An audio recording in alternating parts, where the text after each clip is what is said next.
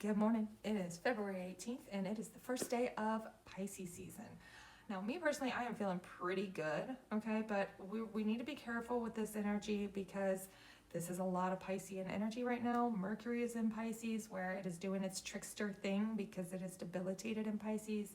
The moon is in Pisces.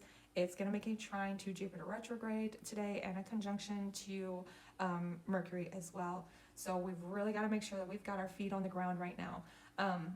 Neptune, the ruling planet of Pisces, in Aries at that 0 degrees with Saturn right on top of it. So we've got to make sure that we are really working with what we have picked up over the last almost 3 years now since Saturn originally entered Pisces, where we're learning how to put boundaries to the boundary list, how we're using the energy to get our feet on the ground while still listening to our intuition, being empathetic but not so empathetic that we let people walk all over us, things like that. So it's a little bit of a tough energy. We just need to make sure that we are slowing down. That's the last sign of the zodiac. So where we need to slow down and review everything that we've picked up over the last year before we move into Aries season, because Aries season is going to be crazy.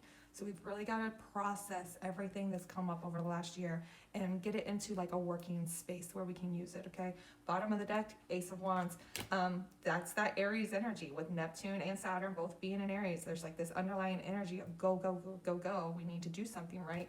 But the energy of the day is the Hermit, that looking within, that very reflective energy of Pisces, making sure that we're slowing down and taking a look inside first. What we are focusing on, Two of Pentacles, right? Finding that balance, right? We want to be in a space where we're not being so realistic and logical thinking that we miss the signs and we miss the intuition.